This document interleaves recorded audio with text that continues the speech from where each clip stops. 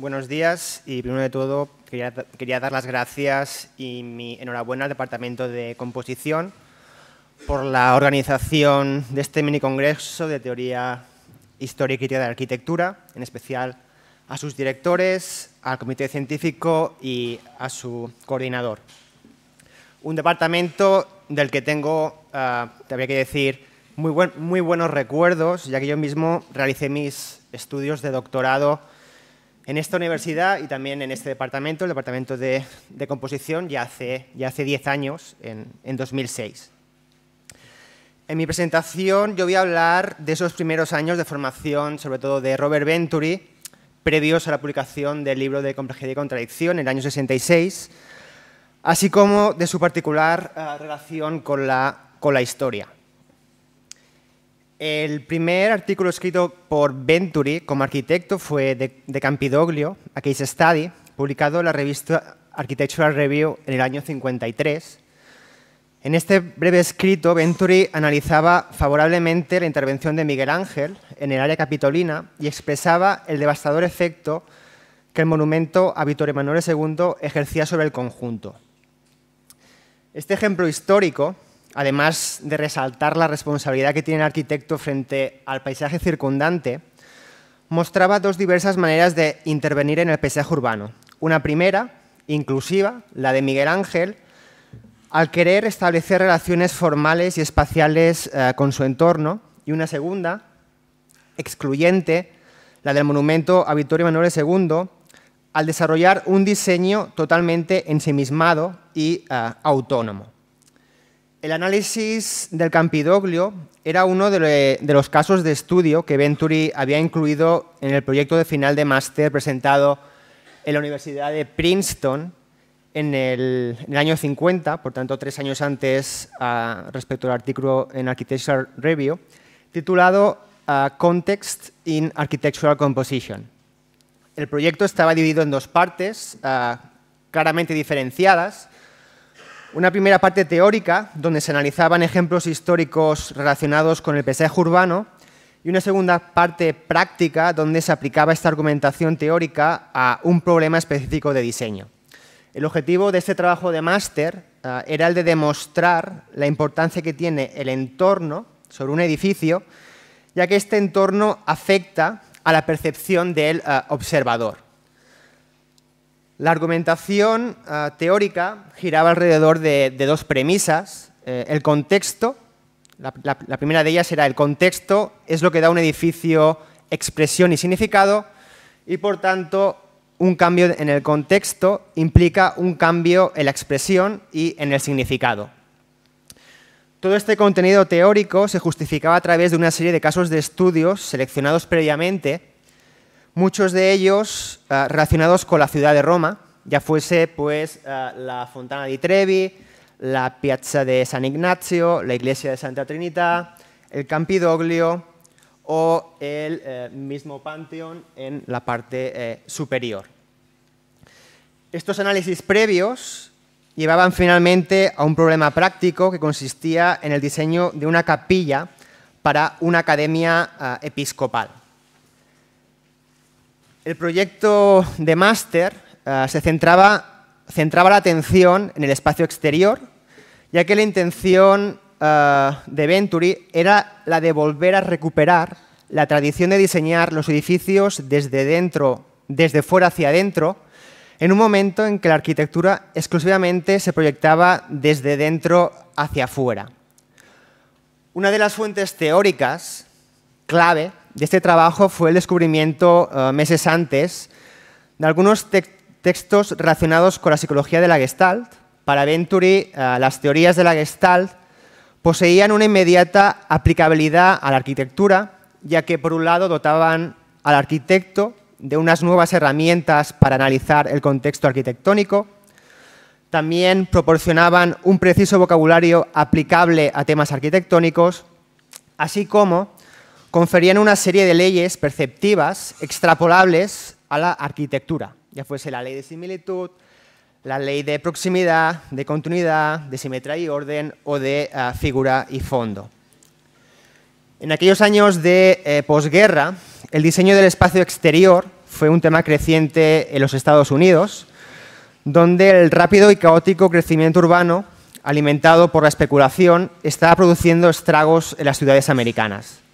En este contexto se entiende que en el año 45 se produjese la primera traducción al inglés del libro de Camilo Sitte, The Art of Building Cities, publicado inicialmente en 1889. En este libro su autor atacaba la manera de diseñar las ciudades por parte de los ingenieros, los cuales, centrados en meras cuestiones técnicas, habían dejado a un lado las cuestiones artísticas, dando lugar, con sus rígidas retículas, a una total falta de interés y control de los espacios exteriores. The Art of Building Cities intentaba recuperar esta tradición creativa del diseño de espacios públicos que se había perdido en el siglo XX. Basándose en ejemplos de la Edad Media y del Renacimiento, su autor nos hablaba de las relaciones formales y espaciales que se producían entre los edificios y el espacio a su alrededor.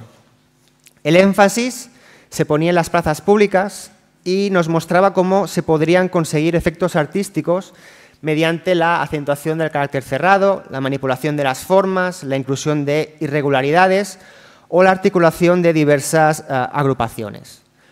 La reivindicación de la tradición, la recuperación de las enseñanzas que nos proporciona la historia, la defensa del talento del artista, la consideración de la percepción del observador, la puesta en valor del contexto y la composición del espacio público de las ciudades eran temas que se alineaban con los intereses del Venturi de aquellos años. La propuesta de Venturi para la Academia de Roma del año 53 se nutriría de muchas de las pautas establecidas en su proyecto final de máster y evidenciaba la fascinación que Venturi sentía por Roma, en especial hacia los ricos efectos espaciales de los edificios y las plazas barrocas. Venturi visitó Roma por primera vez en el año 1948, una experiencia que fue sumamente significativa para él y, como reconocería posteriormente, sería por medio de Roma cómo se despertaría su interés por Las Vegas en los años 70. La visión idealizada de Roma que tenía Venturi era muy diferente a la lectura que había hecho Le Corbusier 30 años antes. En los años 50, la relevancia de la arquitectura romana estaba ligada, según Venturi, a la dimensión espacial, espacio con E mayúscula, esa era la palabra, diría él. De ahí que sus investigaciones durante su estancia en la academia se centrasen, por un lado, en el espacio cívico y en especial cómo éste se materializaba en sus plazas, y por otro, en la arquitectura barroca, pero esta entendida no en términos de estilo, sino en términos espaciales. Roma poseía todas esas cualidades que Venturi veía que carecía la ciudad y la arquitectura norteamericana del siglo XX. Frente a la individualidad y el aislamiento de los edificios modernos, Roma, con sus plazas, representaba esa sensibilidad por establecer relaciones entre edificios y, además, con su arquitectura manierista y barroca, revelaba esa riqueza arquitectónica que carecía la estética moderna. Si nos centramos en los inicios de los años 50, la visión particular que Venturi tenía de la historia se debía en parte a su educación académica y en parte a sus lecturas. En estos primeros años hay que destacar la influencia que ejerció la lectura del libro de Siegfried Giedion, Espacio, Tiempo y Arquitectura, con su singular manera de ver Roma y en especial por el interés que éste despertó en Venturi hacia el barroco romano. Como reconocería años más tarde, y aquí abro una cita, Giedion nos orientó a nosotros arquitectos hacia esta limitada porción de la historia, el barroco, y cierro cita. Estas eran las palabras de Venturi respecto al libro de Giedion. En Espacio, Tiempo y Arquitectura, Giedion situaba nuestra herencia arquitectónica en Italia y en sus diversos capítulos nos hablaba de la nueva concepción del espacio que se produjo con la perspectiva, de su repercusión en el urbanismo, de los elementos constitutivos de la ciudad, de Miguel Ángel y el modelado del espacio exterior, haciendo especial énfasis en el área capitolina, de Sixto V y el plan de la Roma barroca, del barroco tardío y su organización del espacio exterior, de las plazas singulares, con Bernini a la cabeza, de las secuencias de plazas interrelacionadas, poniendo como ejemplo la Piazza del Popolo, así como del aspecto social de sus calles y sus plazas. Según Gideon, en el Renacimiento se descubrió la perspectiva óptica, pero fue el barroco tardío el periodo que llevó a una audacia y flexibilidad nuevas la concepción del espacio. El auge del interés por arquitectura barroca que se produjo durante los años 50 no era casual y directa o indirectamente Gideon fue uno de sus propulsores. En Espacio, Tiempo y Arquitectura, Gideon había hecho una clara distinción entre los hechos constitutivos y los hechos transitorios de la arquitectura, y el muro ondulado aparecía como uno de los hechos constitutivos de la arquitectura. La inclusión de Álvaro Aalto en la edición del 49 confirmaría la tesis de Gideon, al revelar cómo el muro ondulado volvía a estar vigente en la arquitectura de aquellos años. Además, las formas curvas de la arquitectura se verían reforzadas por el auge que experimentó la arquitectura orgánica en los años 50, con arquitectos como Bright en Estados Unidos y Aalto en Europa, y con Bruno Zevi como historiador principal en Italia.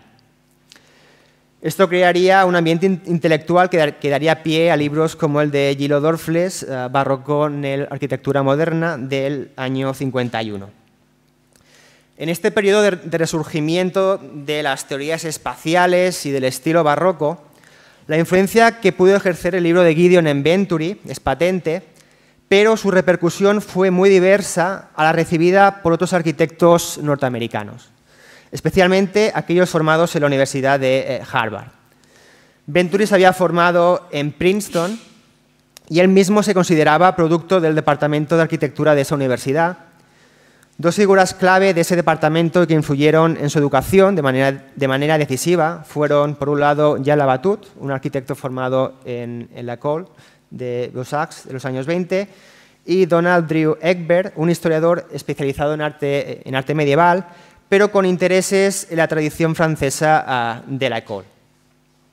En Princeton, como Venturi después destacaría, el estudiante de arquitectura adquiría una educación y no una ideología, a diferencia de lo que ocurría en aquellos mismos años en Harvard, donde la arquitectura moderna era entendida como una ideología revolucionaria para ser inculcada. En palabras de Venturi, y aquí abro otra cita, nosotros, en Princeton, éramos verdaderos estudiantes dentro de un proceso liberal de educación y no seminaristas a los que se les daba la palabra.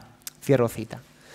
El antidogmatismo revelado por Egbert a través de sus cursos sería capital para Venturi, en especial al permitirle por primera vez abrir nuevas direcciones de cómo interpretar la arquitectura moderna, es decir, ver esta no como el final de un camino, sino como una parte dentro de una evolución constante. Es más, el tipo de historia que Venturi asimiló en Princeton fue un tipo de historia que, y cito nuevamente a Venturi, no era un camino para validar puntos, sino una base objetiva para enriquecer nuestra visión y un instrumento, en última instancia, para liberar nuestro trabajo. Y cierro cita. Esta visión antiheroica y antidogmática de la historia hizo a Venturi separarse del idealismo preponderante de la época y abrirse a todo tipo de teorías y conocimiento que pudiese ser aplicado directa o indirectamente a la arquitectura. No es extraño que en esos primeros años Venturi se sintiese atraído por todos aquellos autores que le podían proporcionar nuevas maneras de ver y entender la arquitectura. A las teorías relacionadas con la psicología de la Gestalt hay que sumar sus lecturas vinculadas con la crítica literaria, en especial los ensayos de T.S. Eliot y el libro de William Empson, Seven Types of Ambiguity, del año 30, dos textos que asumirían un papel relevante en la elaboración de complejidad y contradicción en la arquitectura. Aparte de Gideon y Egbert, Venturi también se vio influenciado por las lecturas de otros historiadores de la arquitectura. Los historiadores siempre fueron vistos con gran respeto por Venturi, quien firmemente creía que, y vuelvo a citarlo, que la sensibilidad particular de un determinado historiador del arte puede abrir a los arquitectos direcciones relevantes a seguir o caminos de los que se puede aprender. Y cierro cita. Uno de estos historiadores fue Vincent Scully, ávido defensor y divulgador de la arquitectura de Bright en los años 50 y a partir de los años 60 de Louis Kahn y del propio Venturi. Venturi veía a Scully como un historiador del arte que no solo había sabido ver cosas viejas desde nuevos puntos de vista, sino que incluso había sido capaz de inventar un nuevo estilo. En palabras de Venturi, y lo vuelvo a citar, la descripción hecha por Scully del Shingle Style fue para mí una revelación emocionante y significativa al enfocar y al mismo tiempo liberar mi visión. Cierro cita. Venturi leyó por primera vez el libro de Scully durante su periodo como becario en la Academia Americana de Roma y a su interés por la arquitectura barroca se sumó esta nueva manera de ver la arquitectura vernácula norteamericana. Y vuelvo a citar a Venturi, hablando respecto al libro de Scully. Venturi diría: a través de los ojos y palabras de Vince y en el contexto de Roma, esas viejas casas sombrías, de repente, podían representar la primera contribución americana a la historia de la arquitectura. Entre las muchas cosas reveladas en este grupo de casas estaban sus cualidades manieristas. Estas correspondían con las de la arquitectura manierista que estaba conociendo en Italia. Y cierro cita.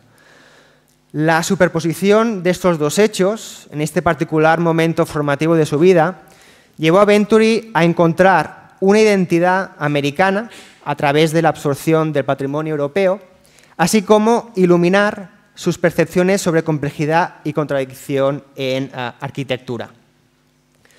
No es casual que Venturi usase alguna de estas casas Shingle en Complexity and Contradiction para señalar las contradicciones intrínsecas de sus fachadas, ya fuesen los contrastes entre la forma exterior y la variada posición de las ventanas, contrastes de dirección dentro del conjunto o contrastes entre la parte superior e inferior del edificio.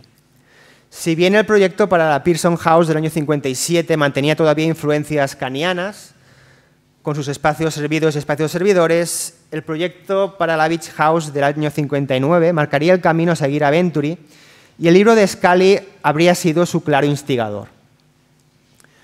No hay duda de que este primer trabajo académico de Scully poseía el impulso de Henry Russell Hitchcock, quien había sido su principal artífice y tutor del mismo. Hitchcock fue el tutor de la tesis doctoral de Vincent Scully. La atracción de Venturi por la arquitectura de Bright se remontaba a sus años de juventud, periodo en el que firmemente creyó que la arquitectura moderna de los años 40 iba de la mano de Bright y no de Mies van der Rohe. Esta devoción juvenil por el maestro americano se debió en gran parte al libro de Hitchcock, In the Nature of Materials, que Venturi leyó a la temprana edad de 16 años y que, como posteriormente reconocería, se trataba de un libro que se sabía de memoria.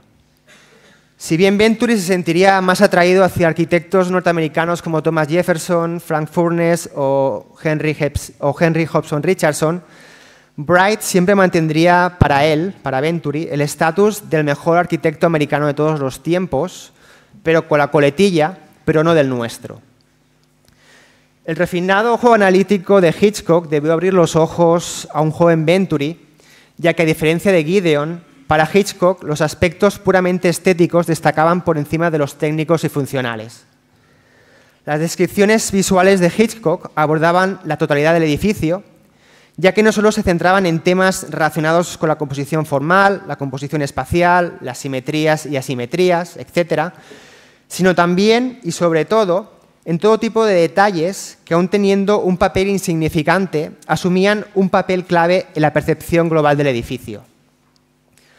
Además de las 140 páginas de texto, el libro se complementaba con 413 ilustraciones entre fotografías y dibujos. La importancia dada por Hitchcock a las imágenes se corroboraba en el detallado índice que abría el libro y donde se señalaba la variada procedencia de cada una de ellas. Como el propio Hitchcock señalaría en el prefacio, y aquí lo vuelvo a citar, el texto, es lo que diría Hitchcock, el texto es subsidiario a la parte de las ilustraciones, La disposición cronológica de las ilustraciones debería contar la historia más claramente que la explicación verbal. Cierro cita.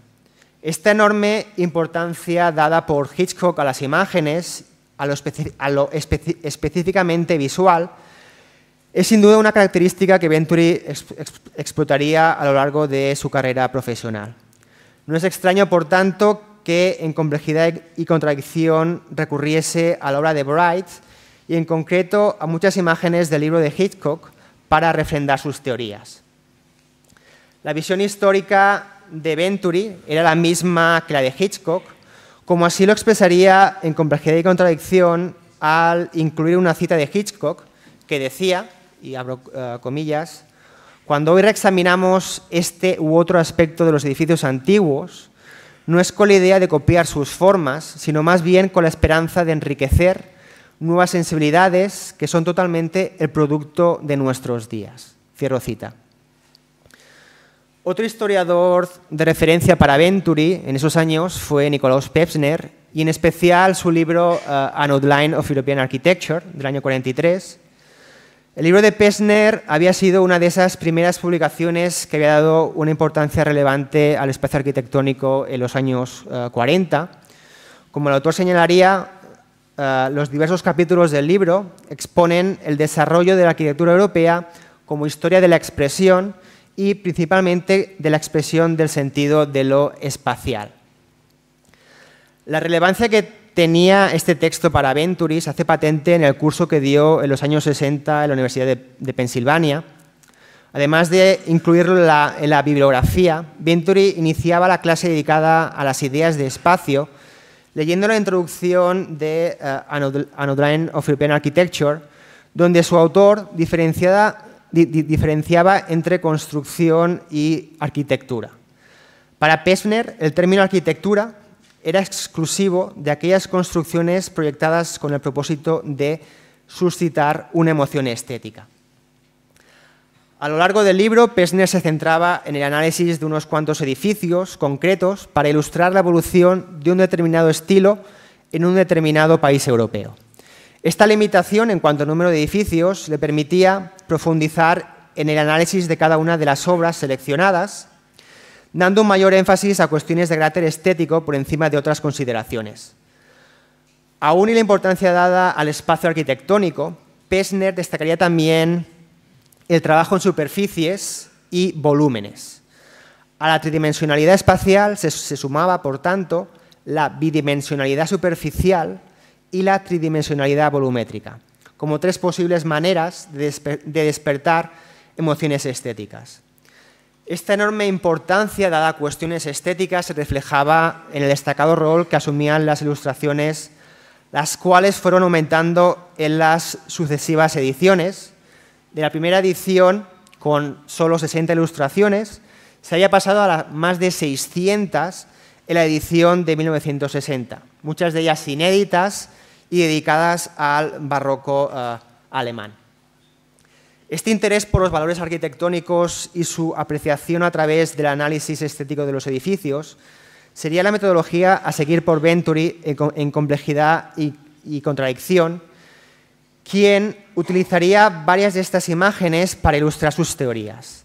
Las imágenes seleccionadas pertenecían a diversos periodos. Del periodo gótico, Venturi escogía la planta de la iglesia de los jacobinos en Toulouse para hablarnos de la dualidad y el compromiso del difícil conjunto. Del periodo manierista, la fachada trasera de la Basílica de San Pedro, diseñada por Miguel Ángel para expresarnos los niveles de contradicción entre lo uno y lo otro. O del periodo barroco, la planta de la iglesia de Viersenheiligen de Johann Balthasar Neumann para hablarnos del contraste de superponer una planta de cruz latina con una planta de tipo central.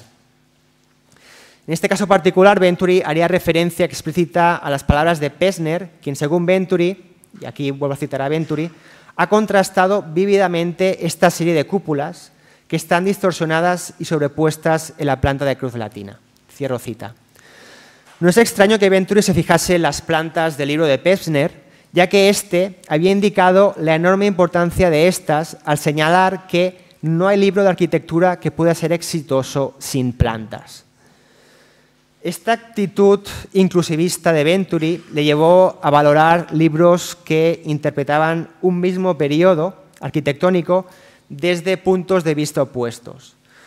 Frente al posicionamiento teórico de Geoffrey Scott, que defendía analizar la arquitectura del Renacimiento por medio del gusto, a través de la percepción formal y espacial de la arquitectura, Rudolf Bidkauer abogaba por una interpretación intelectual que no se limitaba a cuestiones de forma, sino que incluía también temas de contenido y significado.